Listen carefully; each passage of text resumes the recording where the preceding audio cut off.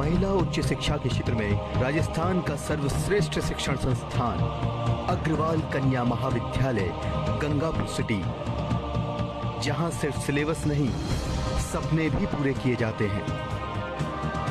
पिछले 31 वर्षों से गंगापुर क्षेत्र की बेटियों के भविष्य निर्माण में प्रयासरत।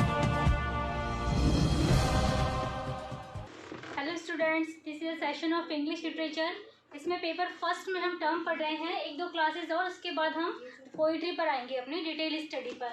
ओके स्टूडेंट्स, पेपर फर्स्ट में हम इससे पहले के जो लिटरेरी टर्म्स हमने पढ़े ये बिल्कुल थोड़ा उससे अलग है। रेनेसा, रेनेसा से क्या मतलब है, एक तरह से हिंदी मीनिंग इसका देखें तो पुनर्जागरण, पुनरुत्थान, नव जागृति, ये इसका मतलब है।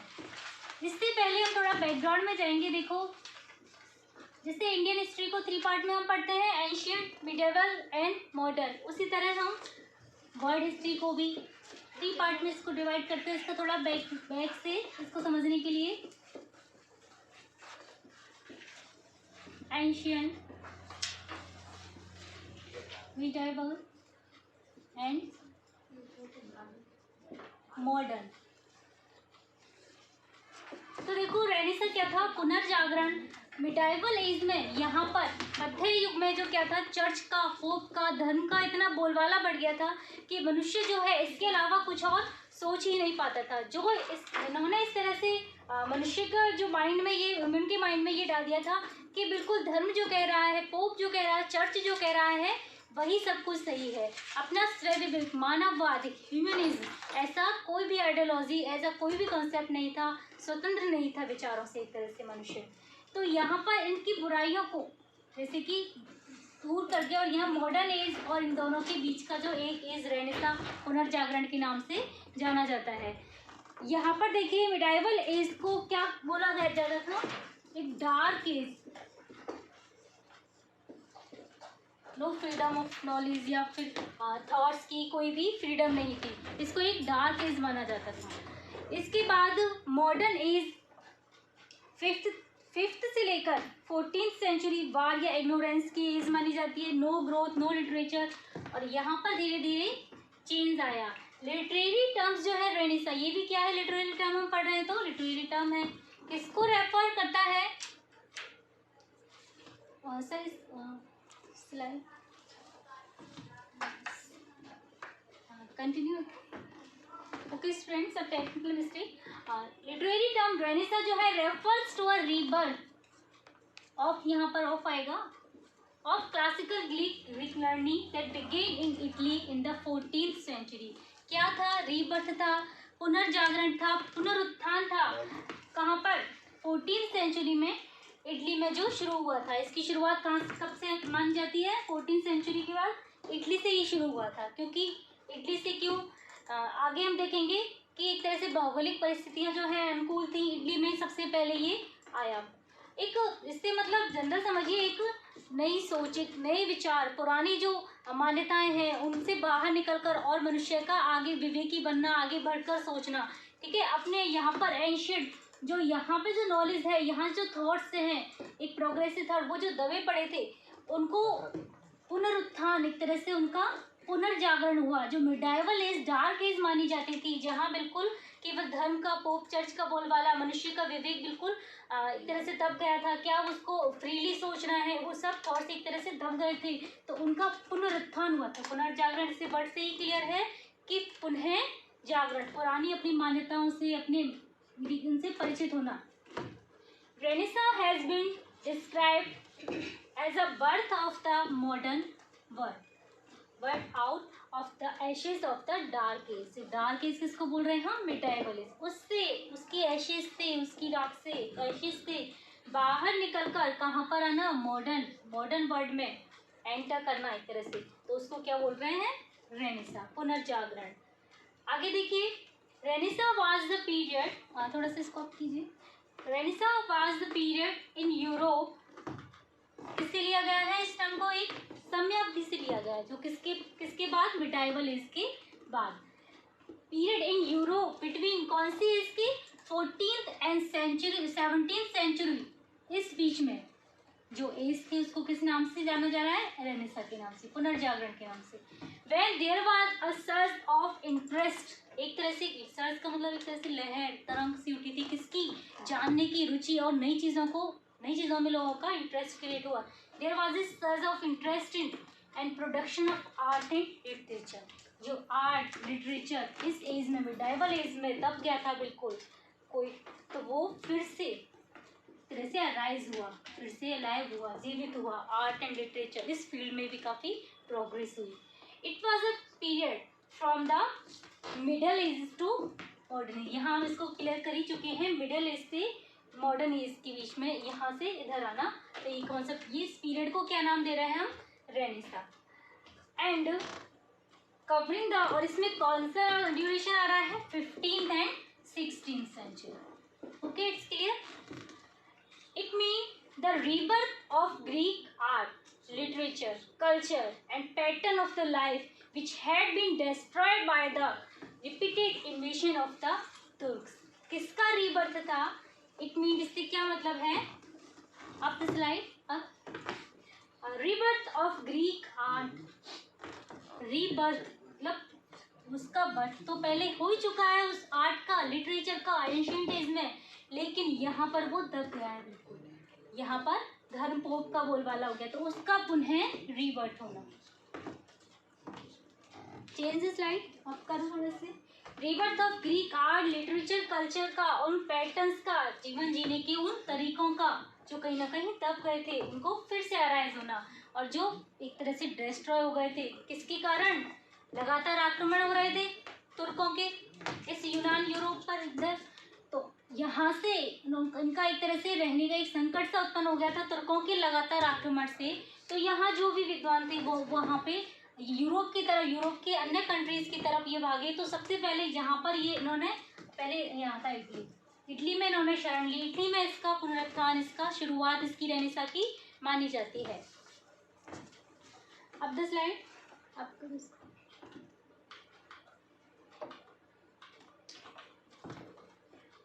तुर्कों का, अब ये वाला नेक्स्ट स्लाइड, यस,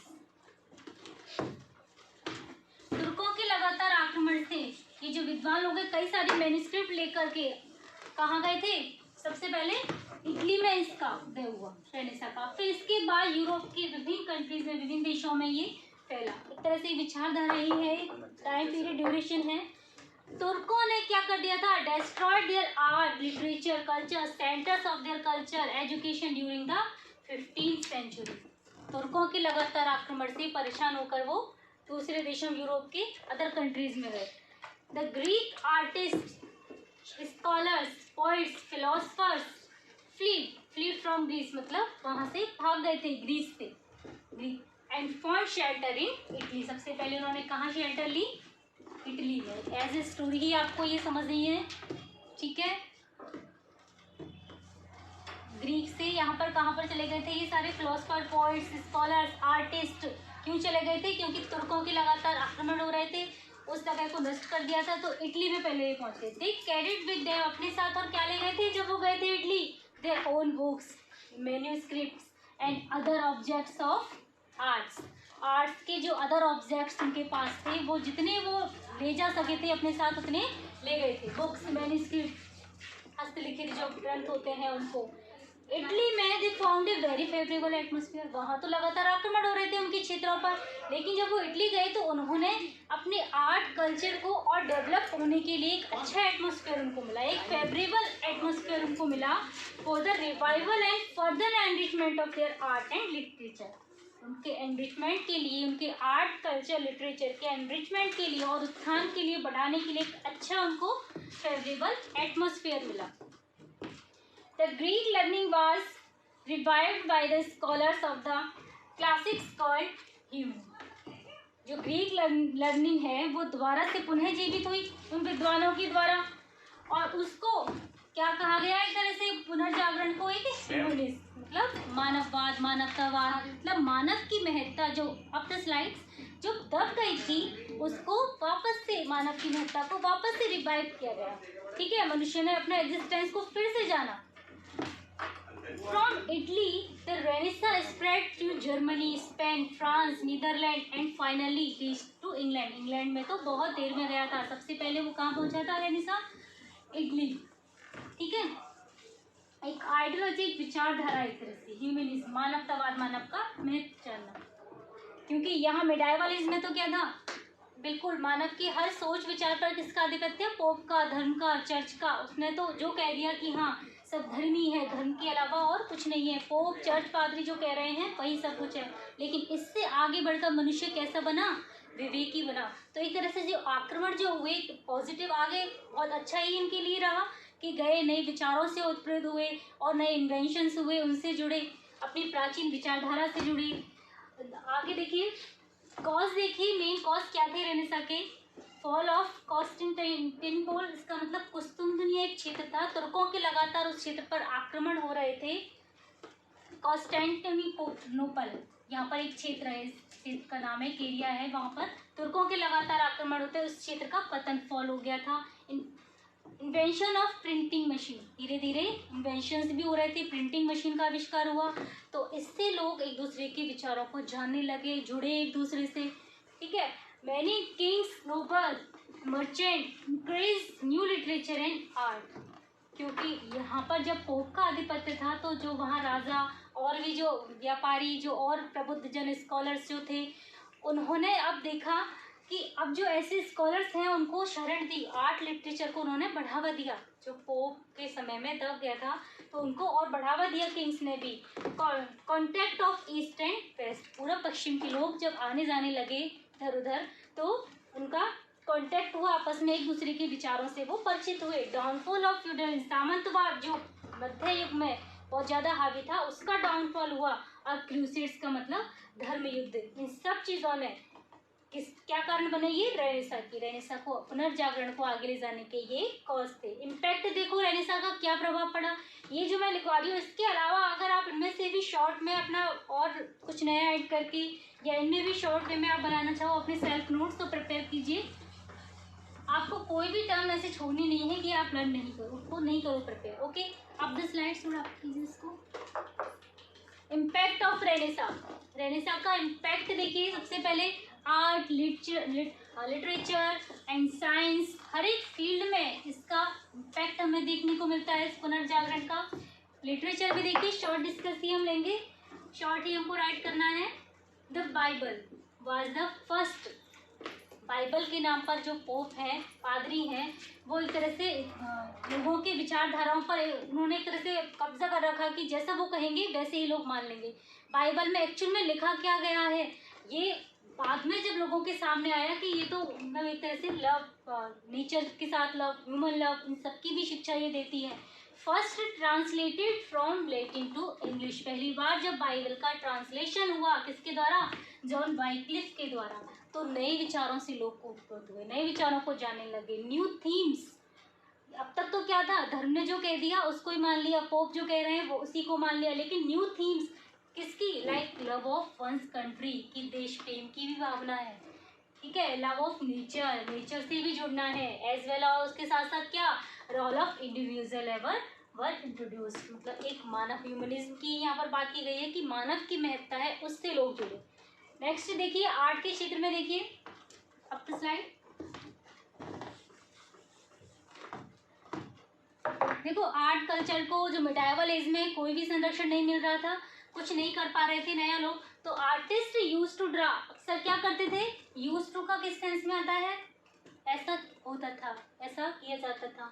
तो आर्टिस्ट क्या करते थे? Use to draw the picture of monks, bishops, priest, church. जो अक्सर पिक्चर आर्ट में जो भी पिक्चर बनाई जाती थी क्या थी? धर्म बेस्ड थी, पादरियों की, चर्च की, पुजारियों की, बिशप्स की, यही सेंटर था, मेन थीम यही थी। लेकिन आगे देखो, head restricted their freedom of thought and action, यही सारी चीज़ें पिक्चराइज की जाती थी, मेन थीम यही थी। लेटर बाद में क्या हुआ?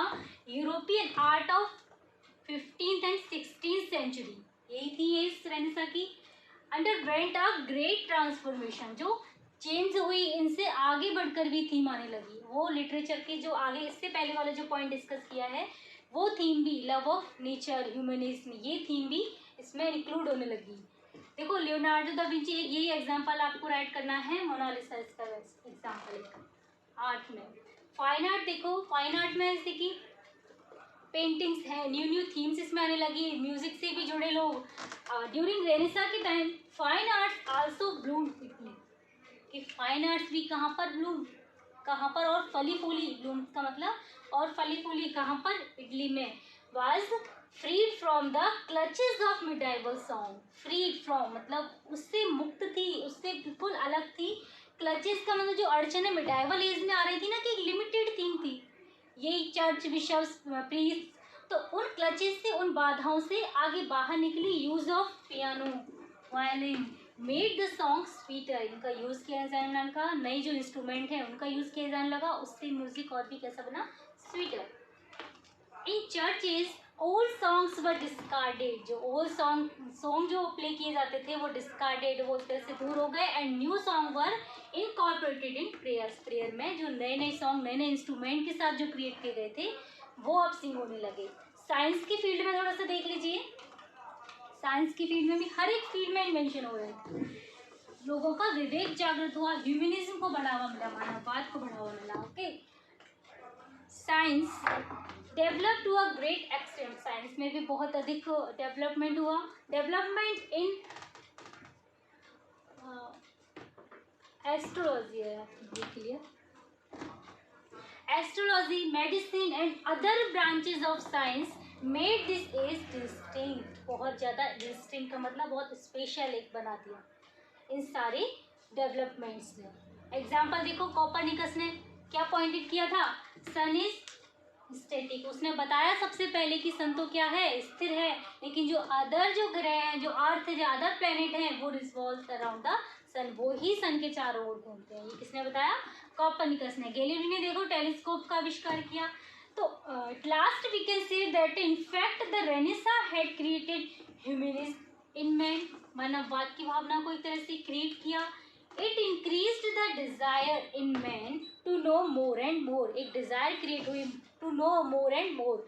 जो पहले जो सोच जो है, जो क्रिएटिविटी जो है मनुष्य की, जो एंशियंट एज, मिडाइवल एज में तभी हुई थी, वो नया कुछ नहीं सोच पाता था, नया नहीं कर पाता था। तो इस रेनेसा काल में पुनर्जागरण, रीबर्थ हुआ, पुनः मनुष्य अपनी महत्ता को जानने लगा। ये ड्यूरेशन टाइम पीरियड से इसका मतलब है, इसको ज़रूर क्लियर करना। ओके, अब नए जो क्लास में नए टॉपिक के साथ हम आते हैं, 1-2 क्लास और हैं इसमें टर्म को लेकर, फिर हम पोइट्री स्टार्ट करेंगे। Okay friends, keep studying, all the best.